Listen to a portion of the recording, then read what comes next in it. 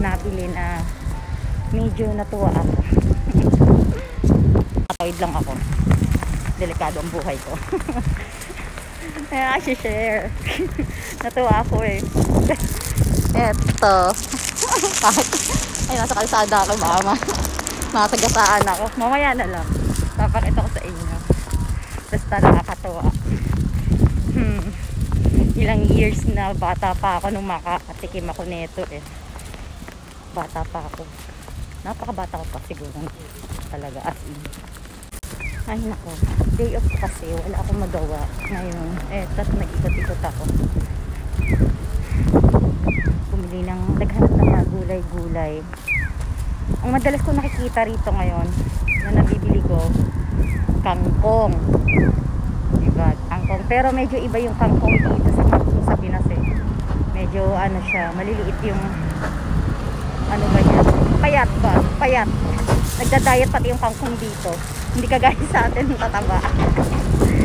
Ayan, ako. Ang bigat ang dala ko. Wait lang. Papakita ko sa inyo. Naaligo ako yung putik. Naaligo ako sa kanya. Pati yung kahera na binayaran ko. Nagbabayad ako kanina. Sabi niya, diba? Sabi niya gano'n. Minsan ka lang makakita ng ganyan. Bihira na meron yan. Meron yan. Dito raw sa ano. Ako, first time ko nakakita rito sa Japan nito eh. Kaya natuwa ako. Bumili agad ako. Tsaka mura lang. Mura lang siya. Nakakatuwa. Na-excite tuloy ako. Na-excite ako tikman siya. Hindi ko alam kung paano ko kakainin to eh. Wait lang. Nakawit ako eh. Yan, wait lang.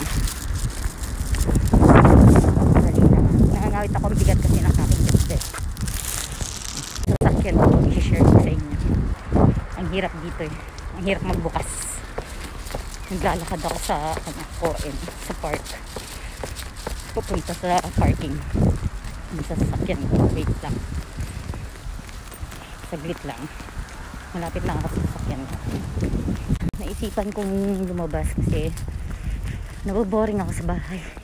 Ayoko naman maghihiga. Diba? Ayoko maghihiga. Baka may stroke ako doon. Kaya naisipan kong lumabas. Pagdating ko kaysa magpunta sa loob ng bahay. Baka o yan ang sasakyan. Malapit na ako. Ay ito. Wait lang. Nabusog ako sa ramen. Kumain ako ng ramen. Tanghalian ko ramen. My gosh. Ayan ko. Wait na po ako. Wait lang. Ayan. Wait ha. Ayan. Excited na ba kayong makita kung ano yung nabili ko? Ako excited. Kainin. Pero nandito ako sa loob ng park. Hindi syempre makakain to. Ito yung unang nabili ko, kangkong. Ayan, tingnan nyo naman. Ang papayat, diba? Kumpara sa kangkong sa Pinas at sa haba ng dahon niya. Ito yung kangkong ng Japan. So, bumili ako. Tapos, syempre, bumili din ako ng kamote. Pero, slice na siya, ano na, matamis na kamote. Ready to eat na. Ready to eat na kamote. Ayan.